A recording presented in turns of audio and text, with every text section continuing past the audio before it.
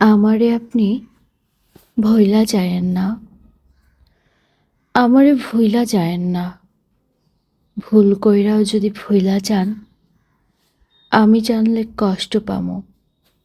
জীবনে কত অপ্রয়োজনীয় জিনিসই তো আমরা মনে রাইখা দিই। এই যে যেমন দূরের পথে হাঁটতে গিয়ে কবে কোথাও কোন পথে হোঁচট খাইলাম, অদেখা তার কাটায় লাইগা শখের জামাটা ছিঁড়া গেল। ভিড়ের ভেতর লোকাল বাসে ওঠার সময় না দেখা কেউ একজন হাতটা ধইরা টেনে তুলল। এমন অপ্রয়োজনীয় অনেক কিছুই থাকে যা মনে না রাখলেও চলতো, কিন্তু আমাদের মনে থাকে। আপনি আমারে ভইলা যায়েন না প্লিজ।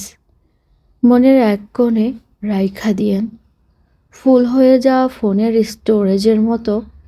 যদি কখনো মনের মেমোরি পরিপূর্ণ হইয়া যায়, যদি স্টোরেজের প্রয়োজনে যদি অন্য কিছু ডিলিট করা লাগে, আপনি অন্য কিছু ডিলিট করেন।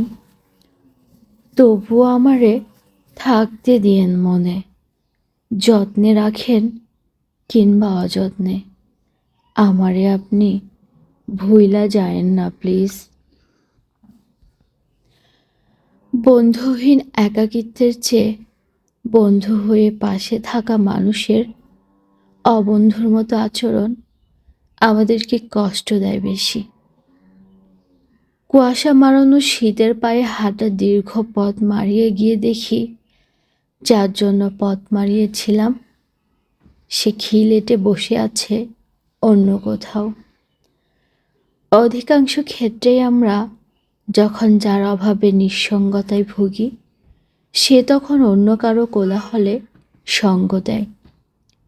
আমরা যাদেরকে নিয়ে দিন রাত ভাবি, তাদের কাছে আমরা ভাবনার ঊর্ধ্বে, যেন সময়ের অপচয়। তারা অন্য কিছুতে ছুটে।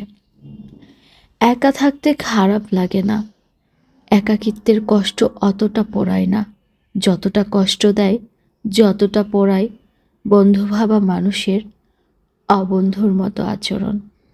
আমরা যাদেরকে বন্ধু ভাবি, তারা আমাদেরকে কিছুই ভাবে না। আমরা যতটা গুরুত্ব দিই, তারা তাদের সিকিভাগ গুরুত্বেও আমাদের রাখে না। এই বিষয়টা আমরা অনেক পরে বুঝতে পারি, আর যখন বুঝতে পারি তখন খুব কষ্ট পাই, যেই কষ্টটা বন্ধুহীন একাকিত্বের কষ্টের চাইতেও অনেক বেশি।